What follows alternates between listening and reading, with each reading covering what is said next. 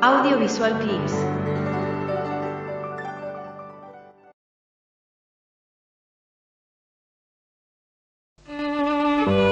Bueno, así que seguimos con esta miniserie que se titula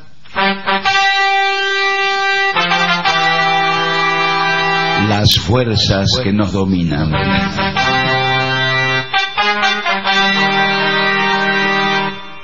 Bueno, vamos a continuar. Ya está. Tercer capítulo. La primera cruzada. Ahora la primera, empezamos por la cuarta. Empezamos por la cuarta, después preparativos para las cruzadas y ahora la primera cruzada. Bueno, ahora tomó cierta... Sí, vamos a tener después que saltar de la tercera a la quinta. Sí. Es una porquería realmente lo que hemos hecho. Bueno, resumen de lo publicado. Después del concilio de Clermont, donde el Papa Urbano II había incitado a la mayoría de los pueblos cristianos de Occidente a levantarse contra los turcos que ocupaban Jerusalén, no se hablaba de otra cosa que de la Tierra Santa. Todos estaban dispuestos a combatir y a morir allí. Tal como hemos contado, la mala cosecha de aquel año 1096, mejor dicho del año anterior, 1095, parecía también un castigo del cielo, y todo el que habitaba en algún país asolado por el hambre o por las bandas de chorro o algo, se ponía en camino hacia Tierra Santa confiando en la caridad de los varones, ¿no? Los varones en el sentido de los señores feudales. El deudor se decidía a tomar la cruz porque de esa forma cesaban los intereses, esto se había dictaminado, ¿no? Cesaban los intereses y no podía procederse contra su persona. Los malhechores abandonaban sus escondites y en todos los lugares de Europa se levantaban en masa mujeres, ancianos y niños porque pensaban que se iban a encontrar seguros a la sombra de la cruz. Sin embargo, ningún rey tomó parte en esta primera expedición, solamente gentes que aspiraban a conquistar reinos. Bueno, pronto se formó una mezcla extraña de naciones, de sexos, de edades, vestimentas. La prostitución caminaba al lado de la austeridad eclesiástica. Bueno, y según alguien, la ferocidad a la par de la mansedumbre y el boato frente a la miseria. El concilio de Clermont fijó para la partida el día de la fiesta de la Ascensión de la Virgen del año siguiente. El invierno, bueno, pasó en preparativos, en darse ánimos recíprocamente, y apenas asomó la primavera salieron todos rumbo a Jerusalén. Iban de a millares, sin orden, sin provisiones, sin dirección, buscando Jerusalén, que ni sabían para dónde había que ir, y confiando en los infalibles milagros que se iban a producir. Hasta el Papa se sorprendió ante tanto ardor y quiso moderar la partida. Ordenó que solo pasaran a Oriente algunos. Dijo que los ancianos, los enfermos y los niños debían contribuir a la expedición solamente con limosnas y oraciones. Las mujeres solo podían ir acompañando a sus maridos. Hay que decir que las medidas de Urbano II no fueron escuchadas. Iba cualquiera. Pedro el Ermitaño, aquel de quien hablamos, aquel que con su prédica había logrado juntar miles de fieles, partió con un séquito capitaneado por un esbirro llamado Gualtero sin nada. Gualtero sin nada, Walter. Encaminados estos desparejos ejércitos, se encontraron inmediatamente con escollos. Fueron justamente Pedro y Gualtero sin nada quienes hallaron las primeras dificultades, que nada tenían que ver con los sarracenos. Llegaron al Moravia, se toparon con el río, ¿no? Se toparon con húngaros y búlgaros dispuestos a defender sus recientes patrias contra esa plaga devastadora. Los ejércitos húngaros cayeron sobre los cruzados, que estaban desprovistos de armas, hambrientos, en desorden, fueron casi todos degollados. Pedro, el ermitaño, llegó a Constantinopla con un ínfimo número de hombres extenuados, y allí el soberano, Alejo Comneno, lo recibió con honores, en Hungría parece que habían sido asesinados 20.000 cruzados. Un sacerdote llamado Volkmar y el conde de Emmikon juraron venganza y se lanzaron con furia sobre Hungría. Degollaron y empalaron a todos a quienes pudieron echar mano. Ya fanatizados, se pusieron a buscar a los sarracenos, tomando por guía, por ejemplo, a un ganso, a una cabra, a los que seguían por montes y lomas. A veces encontraban sarracenos. Sucedió luego que los búlgaros los recibieron muy mal y pocos pudieron llegar a Constantinopla para agregarse a las filas de Pedro el Ermitaño. Constantinopla era una especie de primera parada antes de llegar a Tierra Santa. Allí los restos de las distintas expediciones que habían sido diezmadas quedaron bajo la protección del rey Alejo Comneno, que les permitió acampar alrededor del Golfo de Nicomedia, y desde aquel lugar los peregrinos hacían excursiones que iban acompañadas de robos y crímenes, excesos. Además, combatían entre sí los cruzados, ¿no? Por la avaricia, por celos de nación a nación.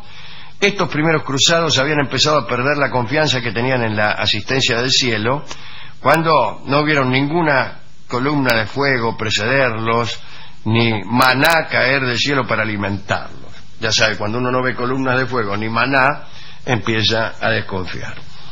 Los que se libraron de la muerte se dispersaron y se volvieron. Sin embargo, el exterminio de tantos cruzados, incluso antes de llegar a Tierra Santa, no impidió que algunos guerreros mejor preparados se lanzaran a la aventura. Ellos eran Godofredo de Bouillon, su hermano Balduino y Raimundo de Tolosa, al frente de un ejército de 10.000 jinetes y 80.000 infantes de Flandes y Lorena. Otro ejército era el de normandos y borgoñones, a cargo de Roberto Normandía, que era nada menos que hijo de Guillermo el Conquistador, aquel que arribó a Inglaterra en 1666 y aquel que tanto recuerda a nuestro querido Jorge Luis Borges. Bien, al tercer ejército lo capitaneaban Bohemundo, el príncipe de Tarento, y el fiero Tancredo. Qué lindo que a un tipo le dijeran el fiero. No sé si el fiero por su fiereza o por su fealdad. Bueno, todos se dirigieron a Constantinopla atravesando el Adriático o la Grecia. El Adriático primero y la Grecia después. También estos guerreros tuvieron problemas. Alejo Comneno, el emperador de Constantinopla, se aterró ante su llegada y negó toda clase de víveres a los cruzados. Bueno, ante semejante actitud, las columnas se abrieron paso violentamente. Dice la crónica de aquella mañana: los toscos hombres no entendían el griego, y cuando se les rogaba en esta lengua que no maltrataran a hombres de la misma religión, respondían a flechazos, Cuando cruzaron Bitinia, a los ejércitos les incorporaron los restos de las tropas de Pedro el Ermitaño.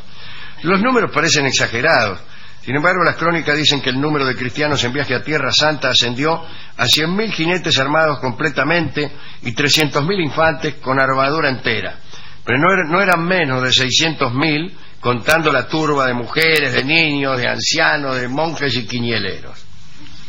Quiñeleros es un agregado.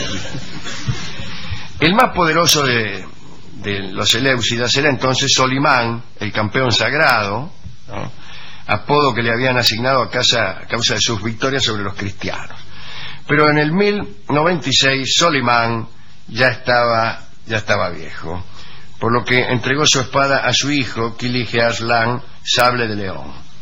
Cuando Kilige fue asaltado por los guerreros cruzados, reunió las fuerzas del islamismo en Nicea, una ciudad rodeada de anchos fosos y de dobles muros coronados por 370 torres.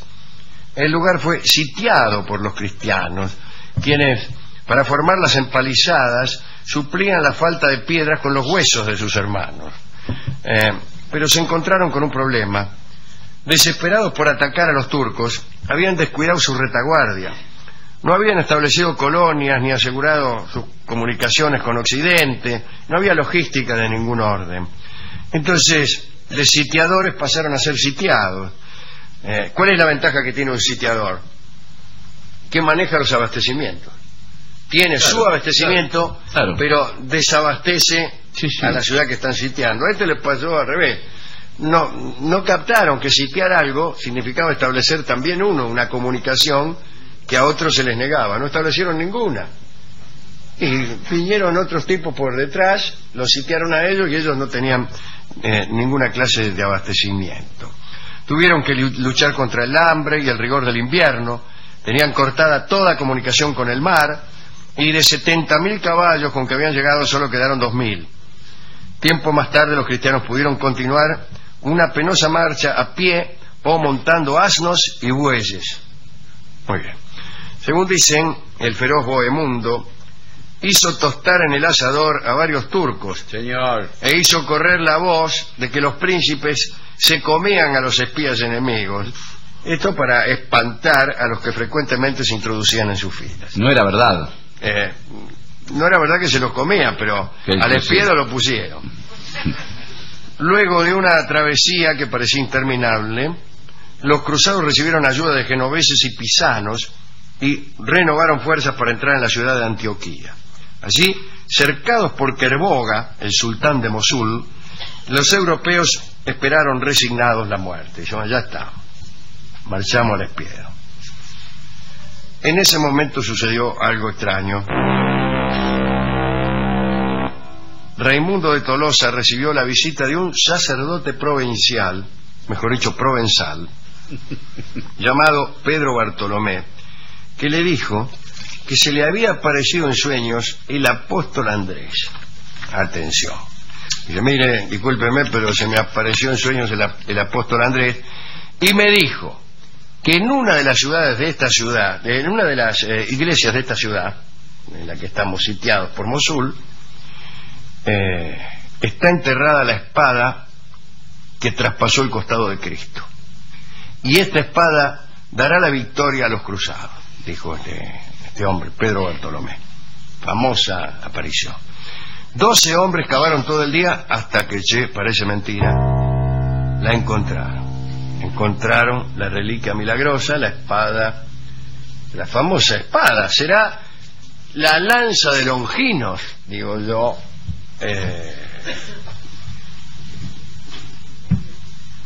Tratando de ser más erudito que el redactor de este informe. La respuesta es que sí. A mí me parece que esta es una de las 3 o 4 veces que apareció la lanza de Longinos, y esta debe ser la primera. Muy bien, entonces encontraron, y con la santa lanza en mano los cristianos se lanzaron al ataque sobre el enemigo y derrotaron a Kerboga, y fue la más brillante acción de todas las cruzadas. Por supuesto, aprovecharon ese mismo ardor para atacar Jerusalén. Habían muerto ya 200.000 personas y sin dudarlo se dirigieron a la ciudad santa. En junio de 1099, casi 3 años después de la partida, desde la altura de Mamús descubrieron la ciudad de Cristo al grito de Jerusalén, Jerusalén, Jerusalén, diría. Inmediatamente comenzó el asedio. La ciudad estaba defendida por 60.000 guerreros mandados por el emir Ifkar en nombre del califa de Egipto. Luego de un primer intento rechazado, los cruzados se apoderaron de Jerusalén el viernes 15 de julio de 1099. Fueron pasadas a cuchillo 15.000 personas, tanto judíos como musulmanes. Limpia Jerusalén de cadáveres, cambiaron la religión de la ciudad cambió de religión. Y viendo los francos que tenían, los francos son se le decía a todos los cruzados, la necesidad de consolidar su dominación, resolvieron restaurar el trono de David para que lo ocupara un rey, y la elección recayó, como saben ustedes, en Godofredo de Bouillon. Juró sobre el Santo Sepulcro y rehusó ceñirse una corona real allí donde Cristo la había llevado de espinas. Y aquí termina la primera cruzada. Los caballeros que durante 4 años habían sobrellevado tanta fatiga decidieron en su mayoría volver a su patria. Se volvieron. Pedro el Ermitaño terminó su vida en un oscuro convento de no sé dónde.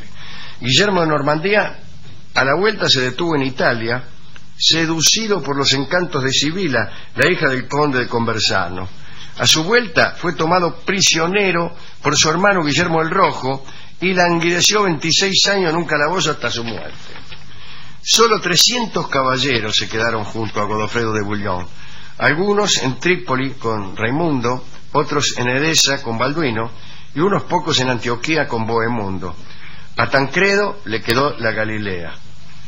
Desde luego, desde Siria, desde Damasco y de Bagdad, corrieron miles de guerreros para unirse al ejército del visir egipcio Abdal, y pocos años después la ciudad santa era perdida una vez más. Y ahí termina la primera cruzada, pero no la historia. Hemos ido a contar estos datos, faltan otros. Es una torpe aproximación. Es decir, ¿cómo? ¿Y los templarios? ¿Dónde están los templarios? ¿Y dónde está el cheque que habían inventado? Bueno, ¿van a aparecer? No sé, parece que no. Fuimos a la discoteca y tipo... No le tengo fe al tema para el discotecario. No, el tipo es, la verdad... Cruzada... Dice, eso que me contó no es así como usted dice. No, hay que tener elementos para discutirle, ¿eh? No, claro. ¿Qué dijo él? Me dijo... ¿Qué argumentó? Y la cruzada, dice, todo un invento de los curas. Bueno, señor. Es muy anticlerical este muchacho. Sí, bueno, pero no tiene argumento. Vive al lado de una iglesia y se lleva mal con el cura por cuestiones no de religión, de vecino, ¿vio cómo es? ¿Pero qué lo puede molestar el cura como vecino? El cura no molesta, le toca la campana a los domingos. Y bueno, señor. Él le tira la basura en el fondo de la iglesia, entonces está mal con eso. Y al final le gustó la parte en que empalaban no sé a quién. Sí. A él siempre le gusta eso. Y me dio el tango La Clavada. Señor, pero... Y le digo, ¿pero a usted le parece? Me dice, sí, este tango fue hecho pensando en aquellas personas que fueron cruelmente empalados no sé por quién. ¿Qué puede ser, eh? ¿La letra habla de eso? No tiene letra, por eso bueno. le puedo decir cualquier cosa. Se llama La Clavada y lo escuchamos por el Quinteto Pirincho de Francisco Canaro. La Clavada en homenaje a quienes resultaron víctimas de ese cruel tormento.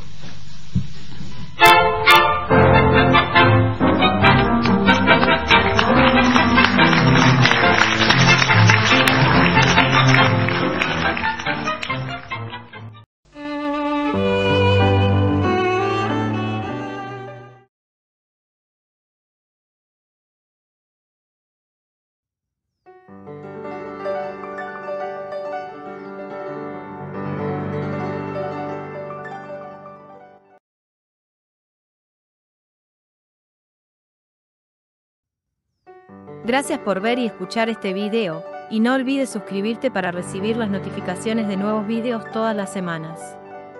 Dale a me gusta si te gustó, y comparte en las redes sociales para que el canal siga creciendo, y trayéndote a los mejores exponentes de las artes audiovisuales.